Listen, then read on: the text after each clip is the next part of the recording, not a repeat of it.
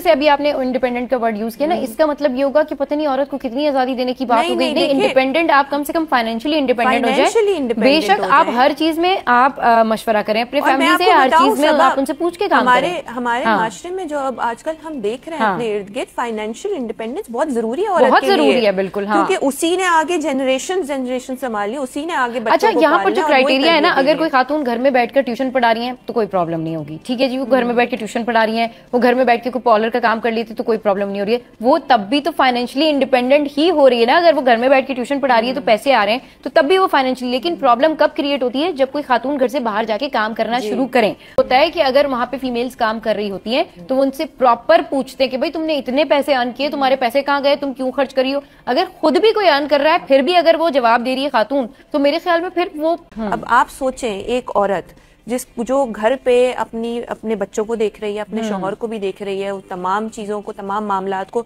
बच्चों को घर पे पढ़ा भी रही है, उसको इतना ज्यादा कंट्रोल्ड इन्वायरमेंट में रखा हुआ है कि ना वो डिसीजन ले सकती है, ना उसको कोई फाइनेंसेस दिए हैं कि वो उन फाइनेंसेस से अपना इस्तेमाल, चलो ठीक है आप मुझे नहीं दे रहे, मैं आपको बता देती हूँ मुझे ये चाहिए आप ला दो, वो भी नहीं है, वो भी नहीं। तो सबा हम लोग, मैं ये ऐसे तबके की बात नहीं कर रही कि लोअर तबके की, ये मैं ऐसी बात कर रही हूँ जैसे हम सब बैठे हैं, उस घराने की बात कर रही हूँ मैं आपसे।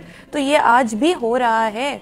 मतलब हाँ, मतलब इस दौर में जब इंसान ये सोचता है कि जी लड़कियां बड़ी एम्पावर हैं, वो अपनी मर्जी से सारी चीजें करती हैं, और कोई ये सोचता भी नहीं होगा कि किसी फैमिली में किसी लड़की के ऊपर कोई पाबंदी भी होगी, इस सेंस में कि वो अपना कमाए नहीं और वो अपनी मर्जी से अपनी जिंदगी नहीं गुजारे।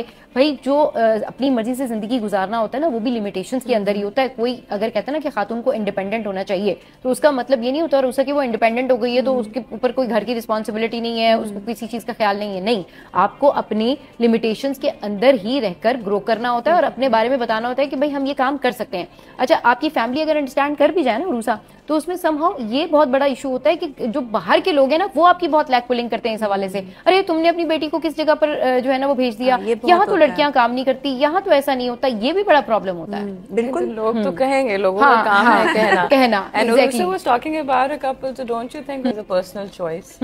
Definitely personal, लेकिन अभी हम बात कर रहे हैं कि औरतों की इंडिपेंडेंसी पे, तो वो तो जरूरी है जाहिर करना। पर्सनल चॉइस तो अपनी जगह। औरतों को पहले किसी से इजाजत लेनी पड़ती है, अगर तो शादीशुदा नहीं है तो वालिद से या फिर भाई से, उसके बाद शादी हो जाती है तो किससे, शौहर से। ठीक है, उसकी परमिशन के बगैर, इजाजत के बगैर जो है वो कुछ काम भी शायद नहीं कर सकती। अब जो चीजें मैं देखती हूँ अपने इर्द गिर्द वो ये है कि औरत शायद कहीं ना कहीं इस तमाम चीजों में अपनी वैल्यू भूल गई है, और वो जो वैलिडेशन मिलती है उसको दूसरे से, वो वैलिडेशन सीख करके ही फिर वो कुछ कर पाती है। जैसे आपने अभी एक एग्जांपल दिया ना, मिसाल दी कि चले वो भाई ने बोला बाजी आप ये बेलनी वो वाली ले, ठीक है, क्यों? अब वो जो कहेगा उसी हिसाब से हम चलेंगे, क्योंकि हम औरतें या लड़कियां प्रोग्राम ही बचपन से ऐसे हुई हैं कि पहले उनकी भाई, प्रोग्रामिंग की कुछ बाप और फिर शौहर, और फिर उसके बाद बच्चे। एग्जैक्टली। तो वो एक पूरा लाइफ साइकिल जो है वो इसी तरह चलता रहता है।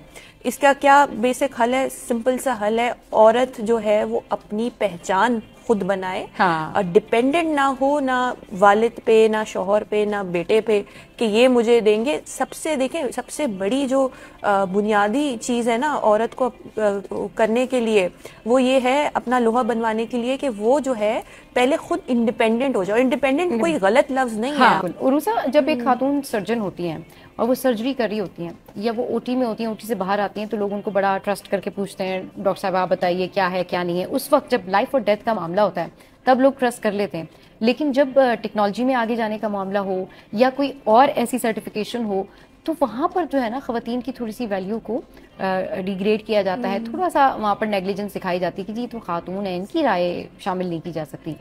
तो जब इस किस्म का मामला होता है जहाँ पे डॉक्टर जो हैं वो औरत हैं और वो निकल के लाइफ एंड डेथ की सिचुएशन है, तो वहाँ चॉइस नहीं होती क्राइटेरिया। अगर क्राइटेरिया में खातून है तो नहीं, वो ये कर सकती है लेकिन वो ये नहीं कर सकती। हाँ ठीक है कि इमोशनली खवातीन वीक होती हैं, लेकिन जहनी तौर पर जो कहना चाहिए ना जहानत के तौर पर तो वीक नहीं होती है। बेसिकली हम जो करते हैं ना वो ये करते हैं, हम जेंडर के बेसिस पे वैल्यू डिटर्मिन करते हैं। हमारे माशरे में, कल्चर में ये है जेंडर क्या है, अच्छा पहले जेंडर बताओ फिर उसकी वैल्यू बताऊंगा, फिर उसकी वैल्यू, बिल्कुल ठीक है। हालांकि होना क्या चाहिए कि आपकी कैपेबिलिटीज, आपकी स्किल्स, आपका हुनर वो बताना चाहिए कि आपकी वैल्यू क्या है, वैल्यू क्या है। और आज क्योंकि वर्ल्ड वुमेन्स एंटरप्रेन्योरशिप डे है, तो उसके हवाले से मैं कहना चाहूंगी कि जितनी भी खवातीन एक तो यहाँ बैठी हैं और जितने भी हमें देख रहे हैं, उन सबका शुक्रिया कि वो हमारे माशरे में कुछ वैल्यू ऐड कर रही हैं, और वो तमाम औरतें